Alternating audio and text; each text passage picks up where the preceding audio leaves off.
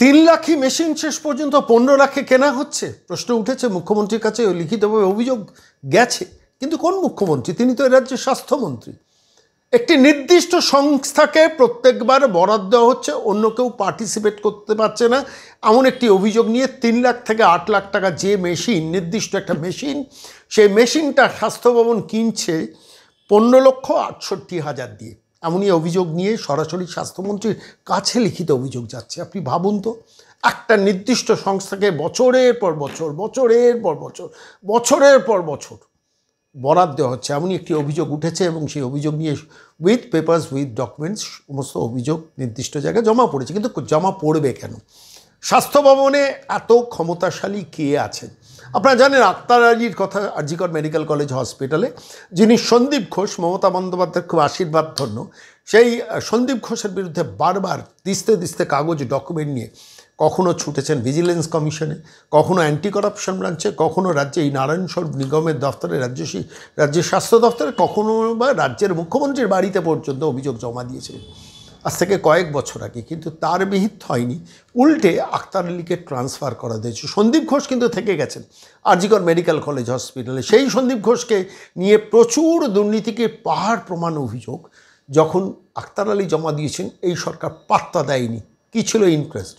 কে খেয়েছে কমিশন? পরবর্তীকালে সিবিআই উদ্ধার করেছে সন্দীপ ঘোষের বেলেঘাটার বাড়ি থেকে। সেইখানে স্বাস্থ্য ভবনে এবং মুখ্যমন্ত্রীর বাড়িতে জমা দেওয়া ডকুমেন্টগুলো সন্দীপ ঘোষের আলমারি থেকে পাওয়া গিয়েছিল। আমরা বলছি স্বাস্থ্য ভবনেই বাস্তু ঘুঘুর বাসা আছে। বহুদিন ধরে এই অভিযোগ শুনতে আমরা ক্লান্ত। এই আবার শুনলাম রাজ্যের 1 নম্বর ডেন্টাল হসপিটাল, যেখানে চিকিৎসার জন্য মানুষ যান, 1 নম্বর দাঁতের হসপিটাল,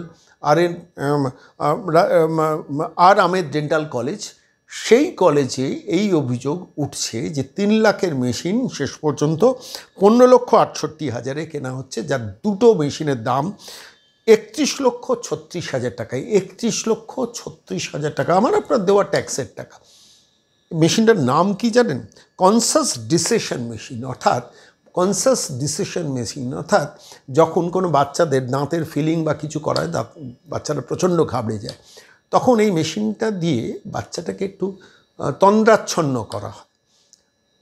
সেই মেশিনটারই দাম, বাজারে দাম 3 লাখ টাকা, সর্বনিম্ন দাম 8 লক্ষ টাকা, ম্যাক্সিমাম দাম। সেই মেশিন কেনা হচ্ছে 15,68,000-এ। আর এটা নিয়ে যখন সংবাদ মাধ্যম জেনেছে, নারায়ণ স্বরূপ নিগমকে যখন সংবাদ মাধ্যম জিজ্ঞেস করেছেন, তখন বলছে এটা বানানো অভিযোগও হতে পারে, মানে এটা কোনো কনস্পিরেসিও হতে পারে, অভিযোগ হতে পারে।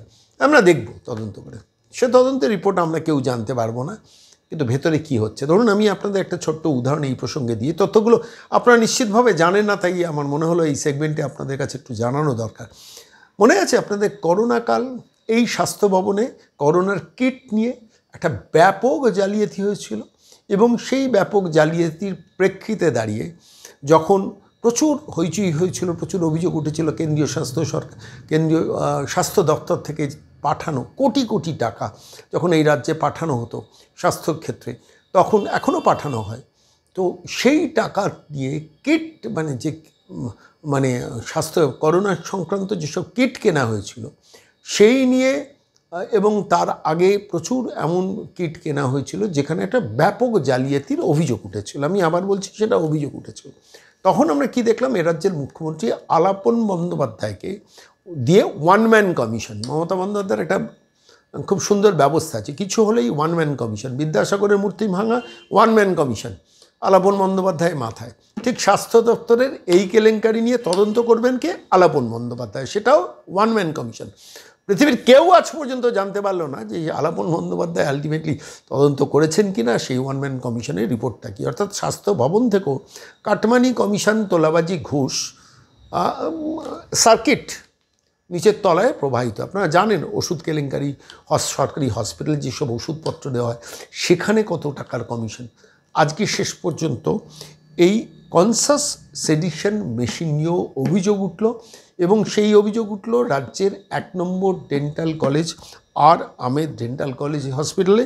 সেখানে 3 লাখ টাকার যন্ত্র 15 লাখ টাকায় কেনার অভিযোগ খোদ স্বাস্থ্যমন্ত্রীর কাছে জমা পড়ছে।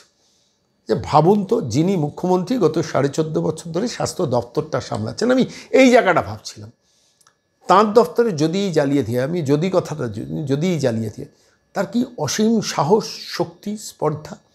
তিনি জানেন যে শেষ পর্যন্ত কিছু হবে না, এই তদন্ত হবে না, এ নিয়ে যে যাই অভিযোগ করুক, সরকারি ডাক্তারবাবুরা যাই অভিযোগ করুক, আলটিমেটলি কিছু হবে না। কারণ আমার ওপরে এ রাজ্যে আরও বড় প্রভাবশালীর হয়তো বা কোনো ভাইপোর হাত আছে, তা নাহলে এটা কীভাবে হবে। আজকে আক্তার আলীর দেওয়া অভিযোগগুলো আজকে তো সেইটা নিয়ে তদন্ত হয়ে তার ডকুমেন্ট এভিডেন্স সিবিআই কয়েক হাজার পাতা আলিপুর কোর্টে জমা দিয়েছে এই জি কর মেডিকেল কলেজের দুর্নীতি নিয়ে। তার জন্য তো এখনও সন্দীপ ঘোষের বাহিনী জেলে আছে, যে সন্দীপ ঘোষকে মমতা বন্দ্যোপাধ্যায় 5 ঘন্টার মধ্যে নতুন করে পোস্টিং দিয়েছিলেন, বছরের পর বছর জি কর মেডিকেল কলেজে ফেলে রেখেছিলেন। যে সন্দীপ ঘোষ পর্নোগ্রাফিক ফিল্ম তৈরি করেছেন, ক্যামেরাবন্দি করেছিলেন শবদেহের সঙ্গে, আজকে সেই সন্দীপ ঘোষ জেলের মধ্যে রয়েছেন। সন্দীপ ঘোষকে আমার ভীষণ মনে পড়ছে, তার কারণ যখন এই অভিযোগ উঠছে, সত্যি কি মিথ্যে জানি না, কিন্তু ঘটনার যখন অভিযোগ উঠছে তখন ডালমে তো কুচ কালা হয়, তাহলে 3 লাখ টাকা থেকে 8 লাখ টাকা যে দামের মেশিন, সেই দাম কী করে 15,68,000 কেনা হয়? 2টো মেশিনের জন্য কি করে 31,36,000 টাকায় কেনা হয়? প্রশ্নটা হচ্ছে এইখানে যে দেখুন, এই ধরনের রিকোয়ারমেন্ট যখন হসপিটালে লাগে, হসপিটাল তখন স্বাস্থ্য ভবনকে লিখিতভাবে জানায় যে আমার এই ডকুমেন্টটা দরকার রয়েছে। এবার স্বাস্থ্য ভবনে একটা সংস্থা আছে, সংস্থাটা যে সরকারি সংস্থা, West Bengal medical service corporation, মানে West Bengal medical service commission, তারা কেনাকাটা করে। বুঝতেই পারছেন এই কেনাকাটার মানেটা, কেনাকাটা করে। তো সেই ওয়েস্ট বেঙ্গল মেডিকেল সার্ভিস কমিশনে সেখানে একটি সংস্থা নাকি বছরের পর বছর এই বরাতগুলো পাচ্ছে এবং তাদের কাছ থেকে কেনা হচ্ছে, অন্য কোনো সংস্থাকে ঢুকতে দেওয়া হচ্ছে না। অভিযোগ করছেন যারা অভিযোগকারী তারা, এবং শেষ পর্যন্ত সেটা মিডিয়ায় বেরোচ্ছে এবং তার ফেট আমরা কেউ জানতে পারবো না, কোনো দিন জানতে পারবো না। কবে শেষ পর্যন্ত তার বিচার শেষ হবে সেইটা আমরা জানতে পারবো না, কিন্তু হয়তো একটা সময় আমরা সবাই আমাদের সবার স্মৃতি থেকে ভুলে যাব। কিন্তু এই যে 31,36,000 টাকা যে টাকাটা গলে গেল, সে টাকাটা আপনার পকেটের টাকা, আমার পকেটের টাকা। সেই টাকা দিয়ে নার্স রিক্রুটমেন্ট করা যেত, সেই টাকা দিয়ে ডাক্তার রিক্রুটমেন্ট করা যেত, সেই টাকা তো সরকারি স্বাস্থ্যক্ষেত্রে যে 52,000 পদ অপূর্ণ সেইখানে নিয়োগ করা যেত। বহু ছেলেমেয়ে চাকরি পেতে পারতো। কন্ট্রাকচুয়াল যারা স্বাস্থ্য দপ্তরে কাজ করেন বা বিভিন্ন হসপিটালে কাজ করেন, তাঁদের পার্মানেন্ট করা যেত। আলটিমেটলি এত বড় একটা অভিযোগ, আমি যেটা বলছি এটা মিডিয়াতে বেরিয়েছে, আমি নতুন কিছু না, কিন্তু খবরটা হয়তো জানতেন না। আমার মনে হলো আজকের এই প্রতিবেদনের খবরটা জানানো দরকার। অজস্র অগুন্তি কলেজগুলোতে এই কাণ্ড ঘটছে এবং নারায়ণ স্বরূপ নিগমকে বছরের পর বছর ওখানে রেখে দেওয়ার পেছনে তাহলে কি কারণটা এটাই যে তিনি ওভারলুক করবেন? তিনি অবশ্য বলেছেন অন্য কথায়, হতে পারে এটা কনস্পিরেসি বা কিছু বানানো অভিযোগ হতে পারে। আমরা বিশ্বাস করতে রাজি নই নিগম সাহেব, আমরা জানতে চাই আসল সত্য।